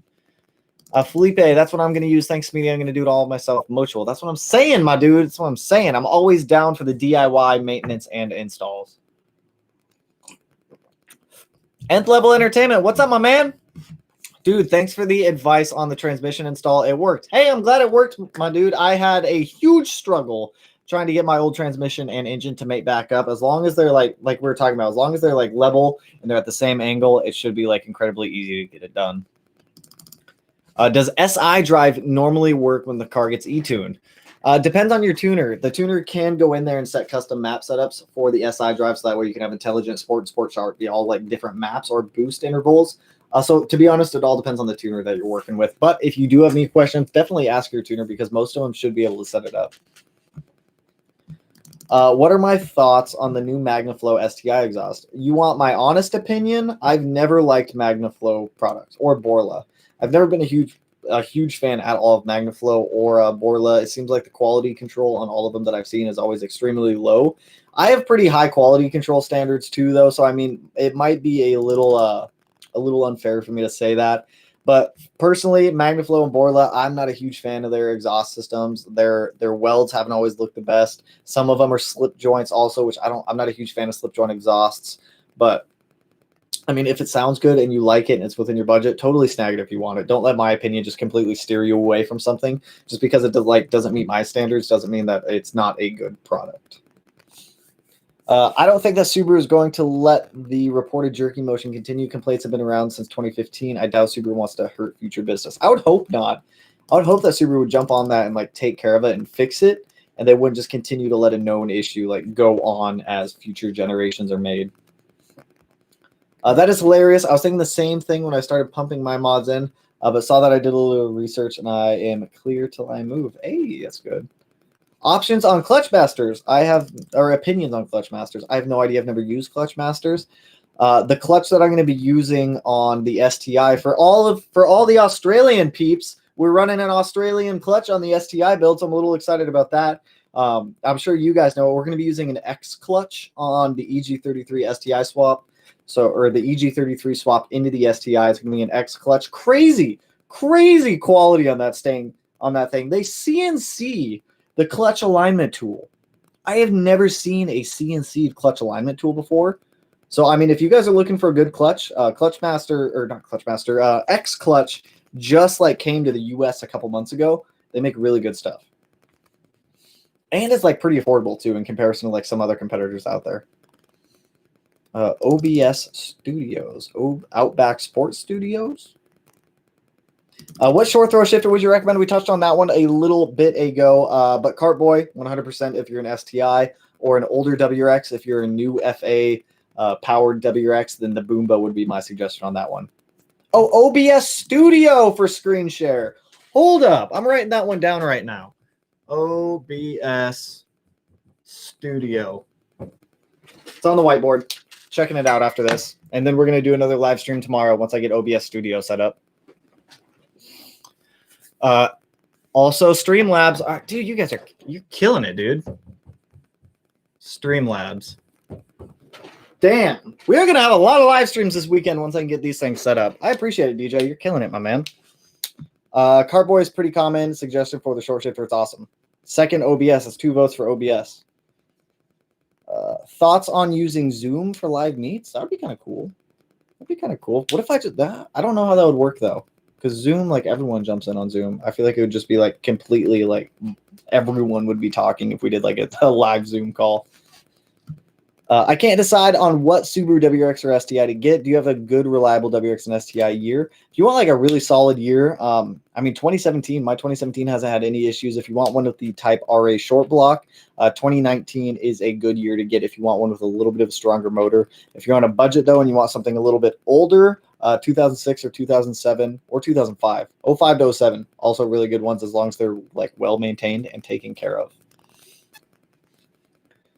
Get Discord. I know what Discord is. I don't need to write that one down. Get a Discord server set up and you can do live meets on that. That would be kind of cool too. I don't know. That'd actually be really cool. I'm headed out to bed. Peace out from the troublemaker. I will ask questions in the next live. Anytime, my dude. Good night, my man, and have a good weekend. I'll be doing a lot of live streams this weekend playing with these other platforms. So if anyone wants to swing over, feel free to. My wife had a Magnaflow exhaust on her 2003 Volkswagen Beetle, and man, it sounded really nice, deep, and only growls when you hit the gas. Good to know. I mean, I'm just basing this off of like Magnaflow exhausts that I've seen in the past. I've never bought one. I've helped buddies install them before, and just basing it off of looks. I mean, they sound great. There's just like those small quality control issues that just always, it's the small things for me. As long as the small things like really are taken care of, I feel like a company really goes the extra step to make sure that like the manufacturing process is worked out. They've worked out all the bugs, the defects, and everything is like solid. I'm just super picky. Love the channel. Thank you for all the great info and entertainment. Anytime. Oh, I'm going to try to read this one. Mr. Pocono Racing. I feel like I butchered the middle part there. I agree. Discord with OBS would work great for you. It's a bit messy to set up, but once it's done, you're all set. I will play with those tonight and try to get those set up. Streamlabs is OBS. Okay, OBS all the way. Yes, but more features. OBS Studio works. All right, OBS, and Streamlabs and Discord I'll look into. I'm glad I got your name right, my dude. I'm not even going to try to pronounce it again because I'm going to butcher it. I'm going to take that win. Could play some video games on live streams. I just started playing Among Us like 2 days ago. My username is Smeedia, so that way if any of you guys do come across me in a random Among Us server, it is definitely me. Maybe it's someone impostering me though. I don't know. Get it? Impostering me? Ha! That's clever. That's clever. That was punny. Laughed at my own joke. I'm new to the Subaru scene and just got a 2020. Hey, Jack, appreciate the dono, my dude. All donos definitely help go back into the channel and with the build, so always appreciate it, my man. I am new to the Subaru scene and just got a 2020 WRX. Thoughts on the FA motor? FA motor is awesome. It's an extremely efficient motor. I've had 2 FA powered WRXs. They are incredibly fuel efficient. They make power stupid easy up to about 400 wheel horsepower. That's when things start getting a lot more expensive. But you bought a solid car, my friend. Enjoy it, mod it, build it how you want to build it. Love the car. Discord is supposed to have the best audio quality. We're gonna play with all these streaming platforms this weekend. We're gonna get it worked out. Discord is pretty good for once set up. I've used it for years and rating on WoW. I will look into Discord a little bit. I'll have to look into Discord a little bit more. Noticed you flocked your dash. How did you notice I flocked my dash? Either in the live stream earlier or on Instagram. But yeah, I loved it. The dash flocking video goes live tomorrow morning at 9:30 Pacific Standard Time. So you guys will see the full process on how to flock a dash. There's a couple small spots on it, but you guys will see tomorrow. I go like super in depth with it. But I do think it was worth the while. While Zoom, you can mute everyone or give them permission to unmute. Oh, I will have to play with Zoom a little bit.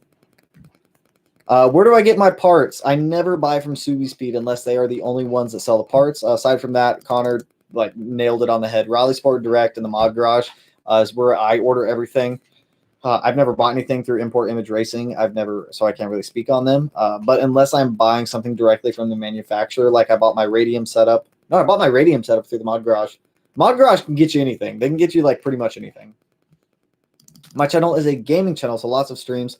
And content on the Division 2. I've never played the Division. I never got really big into the Division. Normally, I'm basic, and I just play like Call of Duty, super basic, Warzone, hardcore matches, basic stuff.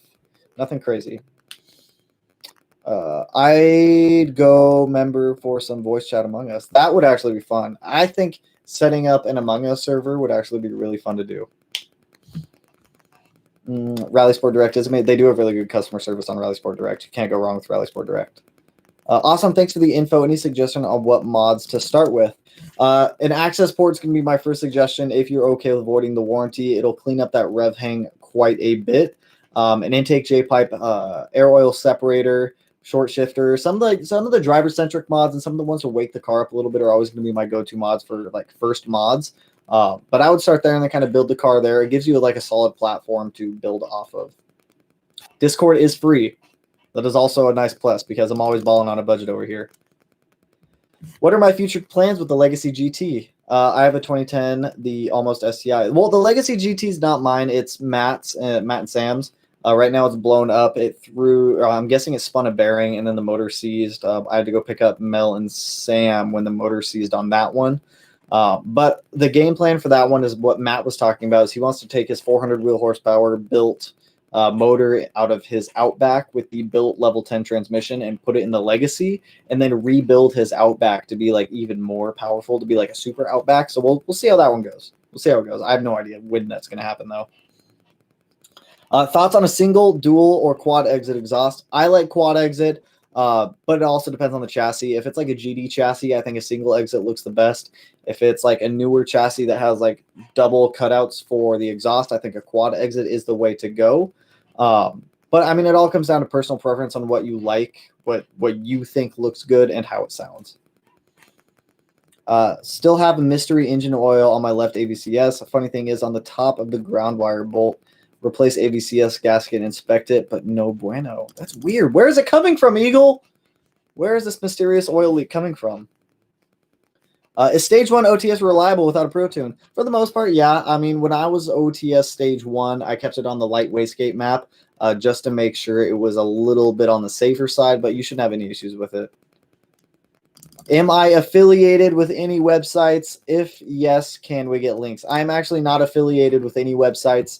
I don't like, it's weird. Like a lot of people on YouTube, they go out and they commit themselves to like this brand, this website, this company, all this. I'm not like locked down to any companies. I don't like signing like it's not even signing anything. I just don't like being like restricted to like one company or one website, because I think a lot of vendors make a lot of good parts. I think a lot of vendors also make a lot of shitty parts, but I'm not affiliated with any companies. Unfortunately, I don't have any links or discount codes. I do work with the Mod Garage quite a bit. I always suggest the Mod Garage to anyone ordering parts. They can always get you the best pricing. Typically, they have a sales staff. You can just message on Facebook and they get back to you super quick. But unfortunately, I am not. FP Black, E85, tuning this weekend. You, sir, Carl. You, Carl, you're going to make some power. I'm looking forward to your tune for you. Coyote 5.0 or LS3. I don't know much about the Coyote engine, so I'm going to say LS3 on that one just because I have a little bit more knowledge with the LS platform. No OTS tune is a permanent solution. CS Gray got it. Like I said, if you are going to run an OTS tune, the light wastegate map is a little bit of a better option to do, just because it keeps boost levels down a little bit. It's a little bit safer in my opinion than just going like full chooch.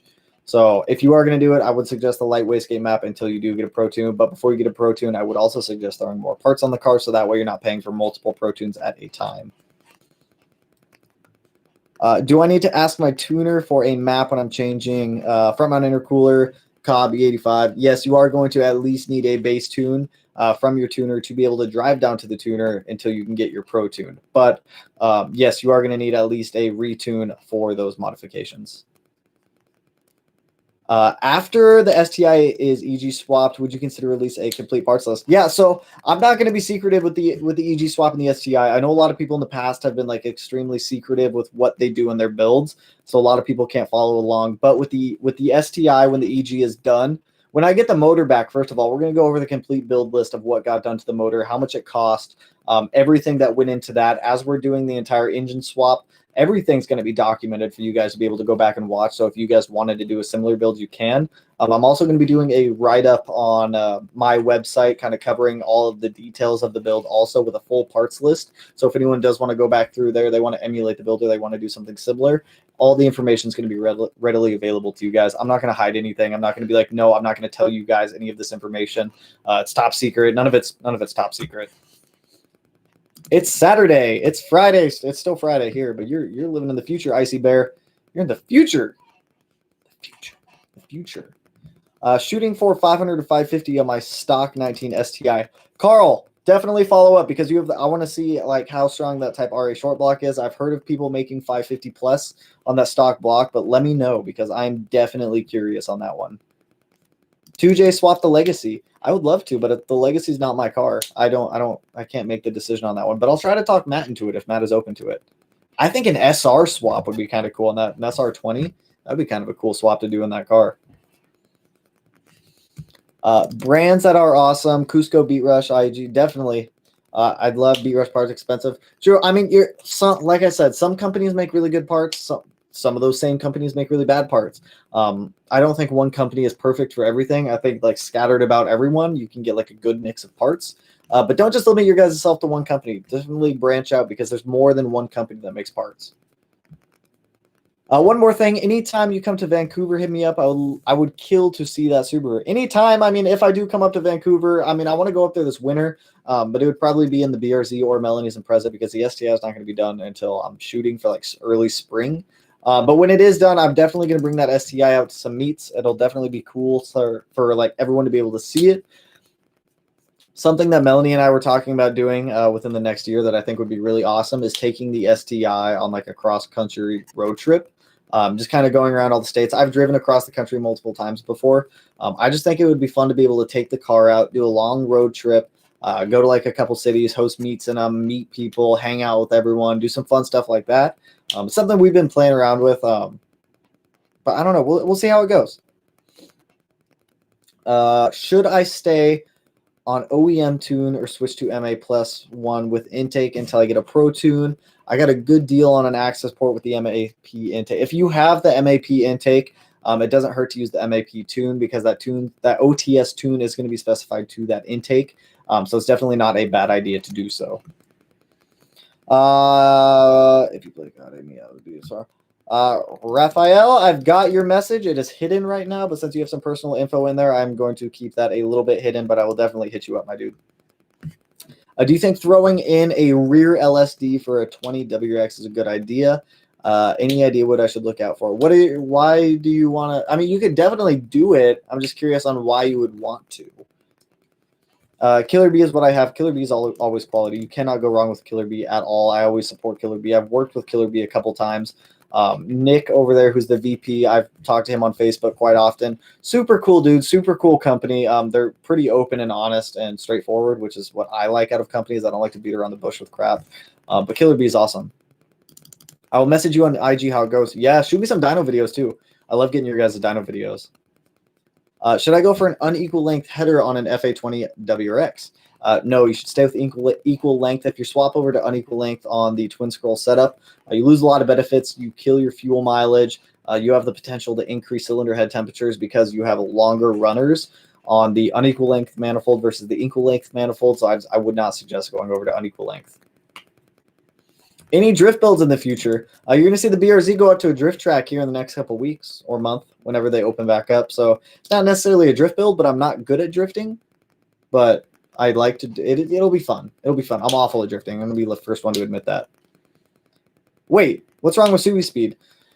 There's nothing necessarily wrong with Subi Speed. I mean, their parts are kind of ish, like their parts, OLM and Subi Speed parts. They're Alibaba parts, so they're manufactured in China, resold off of Alibaba. Subi Speed buys them, puts like a 50% markup on them, and sells them that way. They do have some good parts on there. I've had issues with Subi Speed in the past trying to ship out like parts. I've had parts take forever to ship out from Subi Speed. It's hit or miss with Subi Speed, to be honest. Kevin, is your Instagram name the same as your YouTube name?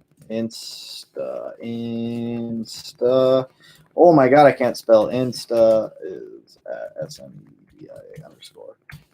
That is my Instagram name. There is an underscore on the end of it because somebody already had the name Smeedia before I started the channel, but they haven't posted on Instagram in like 5 years. But for some reason, their account's still active. I don't know why. Don't worry, any Subaru owners will be nice to play with. True, always true. Okay. All right, I'm gonna make it public. Your comment is now public, my dude. I drove cross country in the GTR a few times. It was interesting, but sweet to finally do a car meet. This quarantine has been total crap. I'm high risk, so life sucks. I hope it ends soon, and I hope you stay safe, dude. I'm just like, it's getting like ridiculous, like normal life. Let's go back. I wanna I wanna throw that rear LSD because I want to do stupid shit. I like it. If you wanted to, my suggestion to do it reliably would be grab a BRZ rear differential, swap out the gear set in the actual rear diff from the BRZ with a stronger one, bolt it up to the rear end. You might have to. I don't think you're gonna have to do a custom drive shaft. I think it should bolt up, but that would be my best route on that one. If you want to make the car fully rear-wheel drive, just do a BRZ transmission, and then you're solid. You're full rear-wheel drive at that point. Ew, Alibaba. I've ordered a lot of stuff off Alibaba for like previous jobs when I had to source like weird stuff when I was a product manager. It's like super weird stuff they sell in there. I just wanted to say I rolled my fenders yesterday and ruined it. How did you ruin it? What happened? What happened? You got to make sure. Did you make sure everything was like hot to the touch? It was like nice and warm, not like burning hot, but like nice and warm. Paint was like solid. The very first time I rolled fenders, I cracked my paint. It wasn't a huge deal, but cracked paint. I've done it before. The first time I did it, I cracked my paint also. It's weird to do. If you have like a laser thermometer, it makes it a lot easier. But I mean, not a lot of people have like laser thermometers like laying around. But not the end of the world. Some touch-up paint and a little bit of the clear coat on the backside of it can definitely fix it, make it look a little bit better. Wish I can send pics. You can shoot them over on the Instagram if you want. Your BRZ versus my STI at an autocross event for bragging right? I would totally be down. I'd totally be down for that. That'd be fun. Don't buy Subi Speed headlights. You can't change the bulb. I mean, in Subi Speed's defense, you can't change out the bulb in OEM STI headlights either because it's an LED board and it's not even a bulb. I want to not worry about everyone around me. Oh, I totally feel it. The flu itself sends me to the hospital for a month. Already had 2 stays in the past year. Ooh, hopefully, yeah, I don't blame you, dude. Stay safe out there. Stay safe. You say that about him messing his fenders, and yeah, see, I installed hood vents the wrong way. You know, we all make mistakes. It happens to all of us. Holy crap, I'm beat. Been working on the car for 3 days now. Chassis mount wing. I heard. I hope that chassis mount wing looks awesome. I hope you enjoy it. Did you do the bumper cutouts too to let it like actually flow through the bumper too, or did you just lose the rear bumper altogether? Good night. Glad I could catch some of the stream. Thanks for answering questions. Anytime, my dude. I'm actually gonna hop off if you're also, because we've been going for just under 2 hours at this point. But oh, what's good? You got a Series Yellow? What's up? Done with it? I'll definitely check it out, Brian. But I am going to be hopping off of here. We've been going for just under 2 hours. I'm going to check into this OBS Studio, Streamlabs stuff, and Discord to try to get some servers set up. So keep an eye out for a lot of live streams this weekend as I test some of these platforms. I want to do some screen sharing with you guys and whatnot. Also appreciate the donos that went into the channel tonight too. But I will catch you. Oh, keep an eye out. Flocking video tomorrow morning, 9:30 p.m. or 9:30 a.m. PST. You guys know what I'm saying. But I'll catch you guys tomorrow. We'll do a couple other streams. So I hope everyone has a solid Friday night and a safe weekend. Thanks for swinging by, everyone.